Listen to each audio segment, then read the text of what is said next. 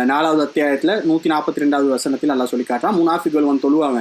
அந்த முனாஃபிக்குகளுடைய தொழுகையில சோம்பேறித்தனம் இருக்கும், மக்கள் காட்டுறதுக்காக தொழுவார்கள். அதே போல வலாயா சூரன்லா இல்லா கலீலா, குறைவாகவே அல்லாஹ்வை நினைப்பார்கள் தான் அல்லாஹ் சொல்றான். அப்ப முனாஃபிக் குறைவாக அல்லாஹ்வை நினைப்பார்கள் சொன்னால் மூமினுடைய தொழுகை எப்படி இருக்கணும்? அதிகமாக அல்லாஹ் நினைக்கணும். ஆனா சைத்தான் என்ன செய்யறான்? அல்லாஹ்வுடைய நினைப்பை குறைக்கிறான். உலகத்துடைய நினைப்பு அதை நினை இதை நினைன்னு சொல்லி உலகத்துடைய நினைப்பை அதிகமாக்குறான். அப்ப இதுல நாங்க ரொம்ப கவனமா இருக்கணும், இல்லாட்டி நம்முடைய தொழுகை வீணா போயிடும் என்பதை நமக்கு கவனித்துக் கொள்ள வேண்டும். அப்ப நபிகள் நாயகம் ஸல்லல்லாஹு அலைஹி வஸல்லம் இப்படி எல்லாம் சொல்றாங்க, சைத்தான்ற ஊசலாட்டம் ஒன்று இருக்குது.